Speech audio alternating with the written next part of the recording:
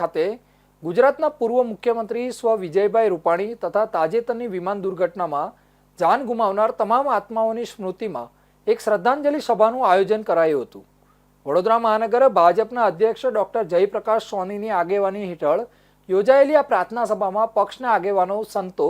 જાહેર પ્રતિનિધિઓ અને નાગરિકોએ ઉપસ્થિત રહી મૌન પાળ્યું અને આ ઘટના અંગે દુઃખ વ્યક્ત કર્યું હતું। ગુજરાત રાજ્યના પૂર્વ મુખ્યમંત્રી સ્વર્ગીય વિજય રૂપાણી તથા તાજેતરમાં થયેલી વિમાન દુર્ઘટનામાં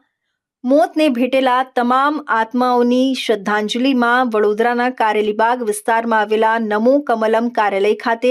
પ્રાર્થના સભાનું આયોજન કરવામાં આવ્યું હતું। આ પ્રાર્થના સભાનું આયોજન વડોદરા મહાનગર ભારતીય જનતા પાર્ટીના અધ્યક્ષ ડોક્ટર જયપ્રકાશ સોનીની આગેવાની હેઠળ કરવામાં આવ્યું હતું। આ કાર્યક્રમમાં પક્ષના અગ્રણી કાર્યકરો, જાહેર પ્રતિનિધિઓ, સ્વામિનારાયણ સંપ્રદાયના સંતો તેમજ સમગ્ર શહેરના વિવિધ નાગરિકો ઉપસ્થિત રહ્યા હતા। 12મી જૂનનો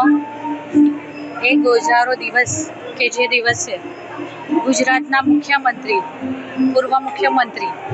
અને ભારતીય જનતા પાર્ટીના પ્રત્યેક હોદ્દાઓ પર પૂરેપૂરી પ્રતિબદ્ધતાથી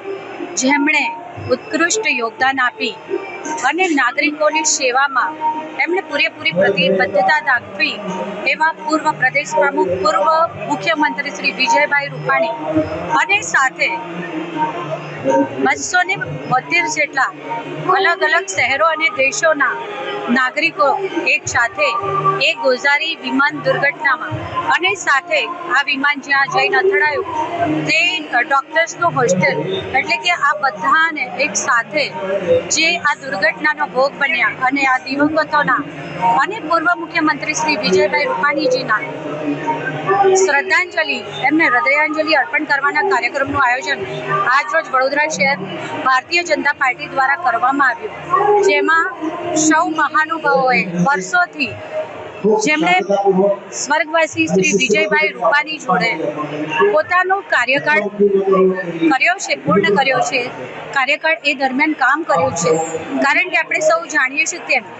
શ્રી વિજયભાઈ રૂપાણીજીનો પોતાના જીવનનો મોટામાં મોટો કાળખંડ ભારતીય જનતા પાર્ટીના એક સંનિષ્ઠ કાર્યકર્તા તરીકે વિવિધ પદો ઉપર હોવા છતાં પોતાને કાર્યકર્તા તરીકે ઓળખાવતા અને કાર્યકર્તાઓના હૃદયમાં જેમનું આજે પણ સ્થાન એટલું જ અકબંધ છે એવા વિજયભાઈ રૂપાણીજી સાથેના સંસ્મરણો વાગોળ્યા અને અમે સૌએ પણ અમને પણ પ્રેરણા આપી છે। મધ્ય ગુજરાતની અંદર કહી શકાય કે મને રમતગમત મંત્રી તરીકે, કલ્ચરલ મિનિસ્ટર તરીકે, યાત્રાધામના મંત્રી તરીકે એમના હાથ નીચે કામ કરવાનો મોકો મળ્યો। સ્પષ્ટ વક્તા, પોતાના સાથી મંત્રીને સપોર્ટ કરે, કાર્યકર્તાઓની વાતને ખૂબ સમજદારીપૂર્વક, શાંતિથી સાંભળે, એના દુઃખમાં સાથ પુરાવે, એને ઉત્સાહ પ્રેરે એવા આ એક નેતા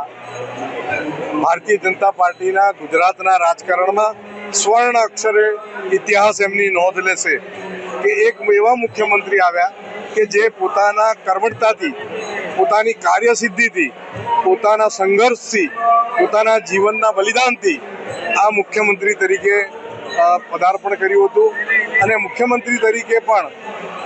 કોઈ જાતનો અભિમાન નહીં, કોઈ જાતની કોઈ ખોટી અપેક્ષાઓ નહીં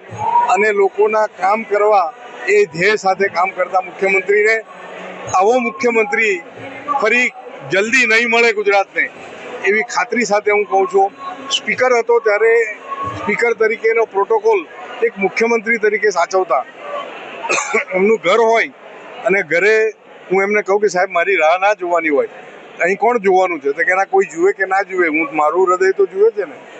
આવા પ્રોટોકોલને પણ માનનારા અને એક મુખ્યમંત્રી તરીકે કોઈ વાતને સહજતાથી સમજનારા કે 5000 મા કાર્ડ જ્યારે એ વોર્ડ નંબર 16માંથી કર્યા ત્યારે એમણે એમ કીધું કે આ જે કાર્યકર્તાઓ આ કામમાં હતા એ બધાને સ્ટેજ પર બેસાડો। મેં કીધું સાહેબ સ્ટેજ પર 75 ખુરશી મૂકવી પડશે કે 100 કેમ ના મૂકવી પડે, જે કાર્યકર્તાઓએ કામ કર્યું છે એમને મંચ પર શોભાયમાન કરો। આ રીતે આ મુખ્યમંત્રી શ્રી આપણી વચ્ચે નથી રહ્યા,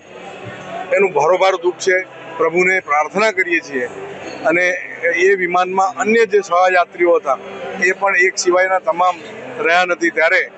એમના આત્માને પણ પ્રભુ શાંતિ આપે, ચીર શાંતિ આપે. આ દુઃખ સહન કરવાની ભારતીય જનતા પાર્ટીના કાર્યકર્તાઓને અને લોકોને સહન શક્તિ આપે. એમના કુટુંબને પણ